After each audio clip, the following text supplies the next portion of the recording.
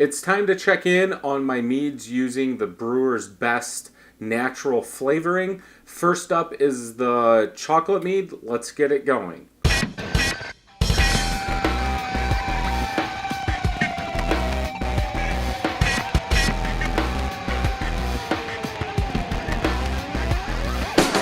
Welcome back, everybody. So we are going to check in on the chocolate mead that is using the brewer's best chocolate flavoring. If you haven't watched any of the other ones, go ahead and check those out. I'll put a card up here, but let's get going on this. As you can see, the 4 ounces is almost gone. What this does say, 4 ounces per 5 gallons. Now, obviously, I didn't add the whole 4 ounces to this 1 gallon of mead, which is probably a little less now. This has been split between this chocolate and my cherry chocolate.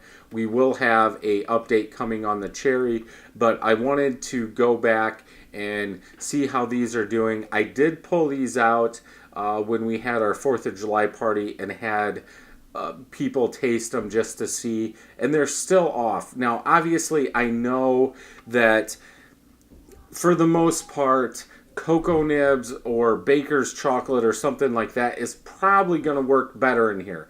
But that the test in this was to see, can we use a liquid so we don't have to use like a bag to put the cocoa nibs in, or like I have on the pumpkin mead or something like that. Just put them in here and we've had to transfer them. This is cloudy. It was clear.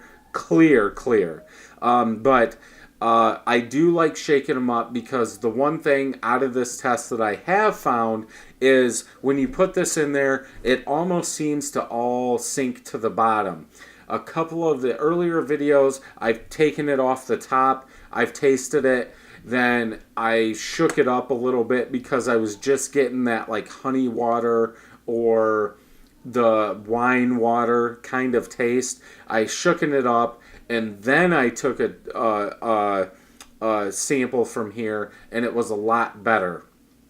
So that's why it looks like this. Now, from the last video, if you're watching all these, this has just been sitting. I have not added any more to it.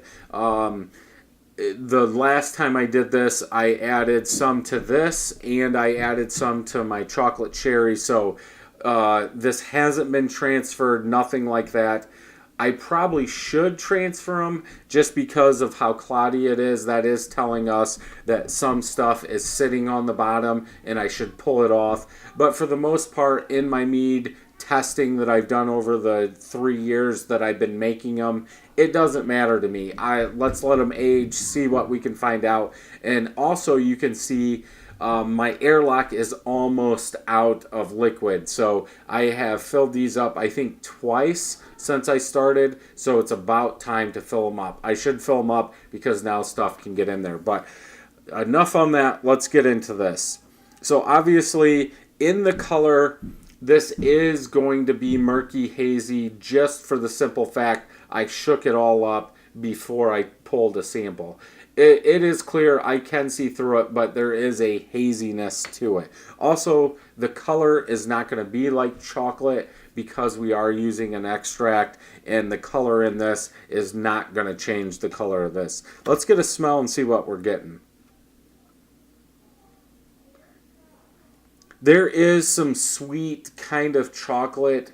Now, obviously, we do know, and I know, that this was a chocolate extract that we did use, but I still get some of that wine, honey smell out of there.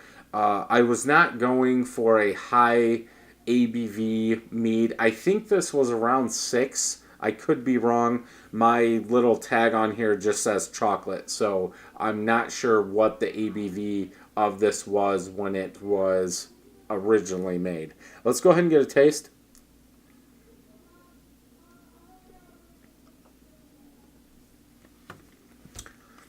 It does have a little bit of a chocolate profile in there. Aftertaste is really chocolatey, but I'm still getting like that fermented mead wine kind of taste in there. No alcohol. It is smooth. It's ready. On my jalapeno mead, sorry we're going all over on this.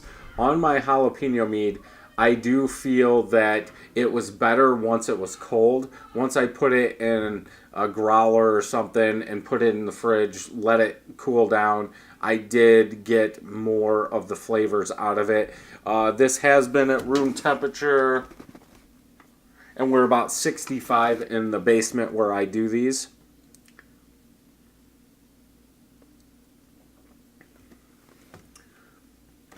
Yeah, I think it's good. I think it's time to bottle. I think what I will do is just use 12-ounce bottles, fill them up.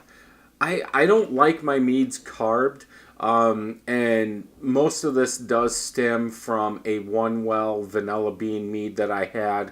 It was low carbed, and I don't think I really want to put tablets or anything in there, priming sugar, anything like that, to carb it up. I think I will just bottle it. I will do a video, because probably what I'm going to do is just use a funnel in the actual 12-ounce bottle, dump this in there until it's about topped, and then cap it.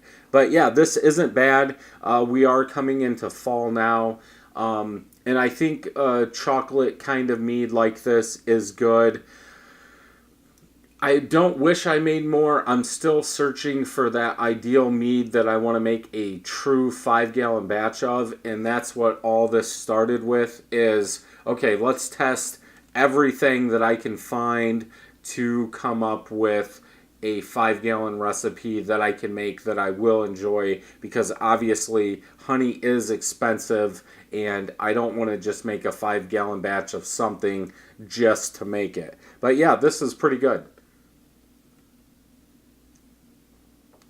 Nice, smooth. You do get that chocolate kind of taste out of there. And like I said, in the back, a little winey, meaty, honey kind of thing. But yeah, definitely a good one overall. So let me know if you have any comments. And until next time, happy brewing. If you like this video, make sure you hit that subscribe button and thumbs up and check out some of our other videos.